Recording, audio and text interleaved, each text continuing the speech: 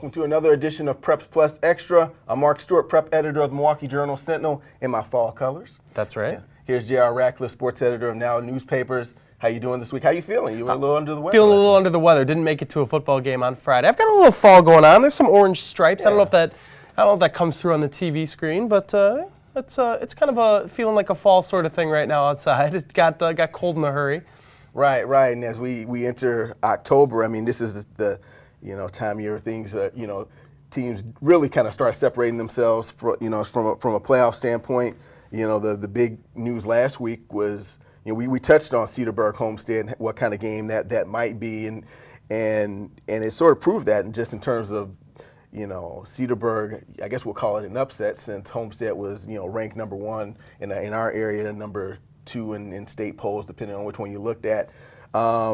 But yeah, now that kind of throws Cedarburg's victory over Homestead kind of puts the onus now. Germantown's the team to beat in that conference. Definitely, yeah. There's a few takeaways from that game. One is that Jonathan Stever of Cedarburg might be the best player in the state. He might be the best player in the area, the state. He just was unbelievably good, both sides of the ball for Cedarburg to lift them to that victory. So kudos to him. I mean, the guy's been awesome this year. Another thing to take away is that the North Shore is just really, really good again. The top 4 teams, Germantown, Whitefish Bay, Cedarburg, and Homestead are all going to be battling for the title. Germantown has the leg up right now. Big battle with Homestead coming October 10th. But in the meantime, Cedarburg plays Whitefish Bay October 3rd. So there's a pretty good prequel coming up to the what we thought was the big matchup of the year. So great conference there. And the third thing is, it's kind of a weird world we're in right now. Arrowhead and Homestead are both not the number 1 team in the area. We were saying off camera, you were saying that you don't know the last time that happened.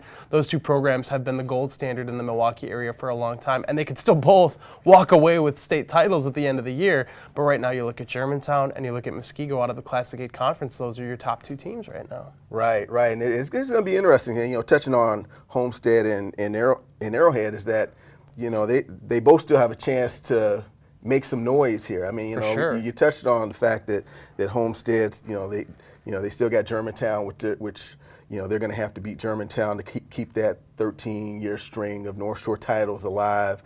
And I'm sure, that probably after a loss, it's going to sting a little bit. Maybe they'll have guys, not that they weren't focused, but they'll probably be a little added edge. Oh, definitely, yep. Going into that game. And then Arrowhead, here's a team, okay. I went out there at the start of the year, and Ben Bredesen, their big offensive tackle, was talking about, we're the underdogs this year, and I kind of chuckled. I'm like, come on now. Every team says that. Yeah, every team says that, but now they are. Mm-hmm. Now here's a chance for them to really, the pressure's on someone else. Muskego's, the team that's got really the target on their back, and Arrowhead's kind of, figuring things out here. So it's going to be interesting to see. Okay, sure, those teams might be a little, down by their standards right now, but things can change a lot in the next couple of weeks. Yeah. When Arrowhead has a magical season, it's usually because they've blown everybody out. I mean, they've won back-to-back state championships here, and what they think of as magical is that sort of level of play where they're just so much better than their opponents.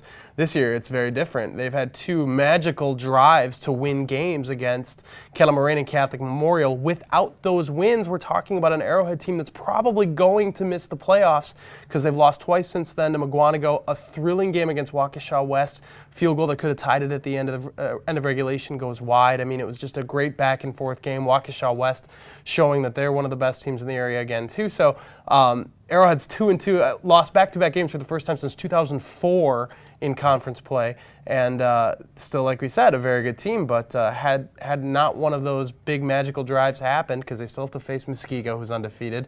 And right now, like you said, Muskego would be favored to win that game. You're talking about an Arrowhead team that could amazingly miss the playoffs. Not really the case for Homestead. They're pretty much comfortable, and they're going to make the playoffs just fine, but it's going to be a tough battle with those other 3 teams for the North Shore title. Right. And speaking of the North Shore, we got a couple of key figures from the Cedarburg victory over Homestead last week. Running back, receiver, defensive back, Mr. Everything, Jonathan Stever, and Coach Brian Lier. Let's hear what they had to say. It's just awesome. It's just, especially for us seniors, to be a part of this, for the first team in 11 years to beat them. It's pretty special for all of us, and we'll remember it for a long time. Down 27, it was tough, but we had a lot of momentum coming in the second half when we were up by 1, and we just kind of rode that the whole way through second half. You know, Jonathan is, you know, you see all the physical attributes on the field, obviously, but he is as smart a player that I've ever dealt with. He plays both sides of the ball, knows everything that's going on, and then just the ability to continue play after play, to play at the same motor, and just, you know, bright as can be. I mean, he is smart kid and just understands things, and we just respect the heck out of him as a coaching staff and you know, as a team as well. So he's obviously special. This has kind of been a season of some ups and downs, to be quite honest, at this point.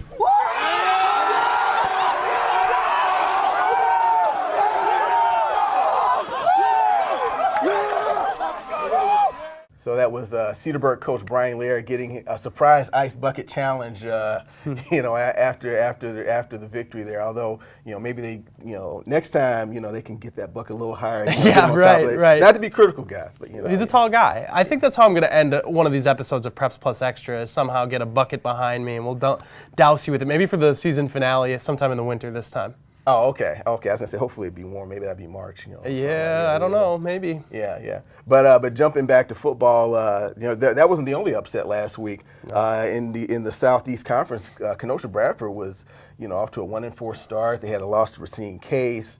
You know, they had things. You know, Racine Case is better, but you know they were really scuffling there. And then all of a sudden they beat Kenosha Indian Trail, the first place team. And so all of a sudden now, you know, Oak Creek's back in first place tie, Franklin's back in the first place tie, and I think with next Thursday, you know, a key showdown with the Indian Trail and Franklin, one of those teams is going to get bumped out of first place. Yeah, October 9th, a huge battle, and I'm sure Oak Creek is pulling for Franklin. Well, actually, it doesn't matter at this point, but I guess if you want to look at it from sort of an unofficial point of view, if Indian Trail were to be tied with Oak Creek, Indian Trail won that game, whereas Oak Creek defeated Franklin. But yeah, they could definitely share the title at this point, one of those teams with Oak Creek, who looks like they have the inside track. But the Southeast is crazy. There's so many close games in there and matchups.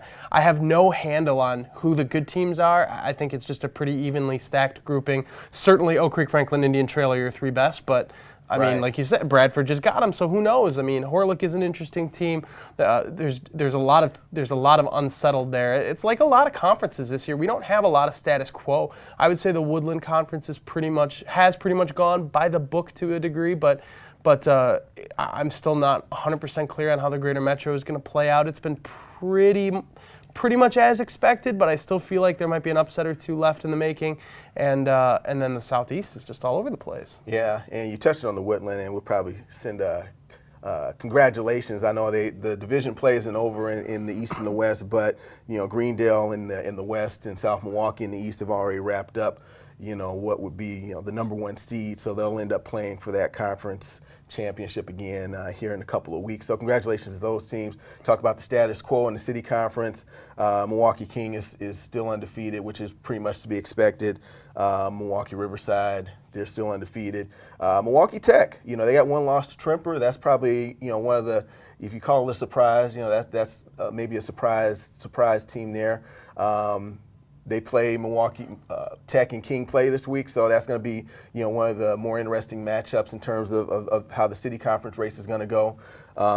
You know, so I guess, you know, we'll see if there's more upset magic out there, or if you know, King is going to keep the status quo going and maybe set up a you know, final week showdown with Riverside for the conference title. Could be. And you wrote a really interesting column, I thought, this week about kind of sort of unofficially talking about the city conference in the Milwaukee area, when you're talking about the way that the WIAA is looking to sort of increase competitive equity. And as we head toward those playoffs 3 weeks from now, it's an interesting setup where Division I teams really aren't going to have as difficult a road, the suburban teams, because city conference schools are going to be mostly in Division I. They have not matched up well with those suburban teams over the years, with some exceptions. You know, Tech has made runs to level 4 before, but for Division II schools, they're looking at D1 thinking, we want to be up there. We want to have a higher enrollment against supposedly tougher competition, because the playoff layout has benefited us in the past in Division I, where city schools can't match up. So really interesting ideas out there. Some of the things you talk to, and people should definitely check out your column on JS Online, talking about things like in Minnesota, where they actually reduce enrollment based on free lunch counts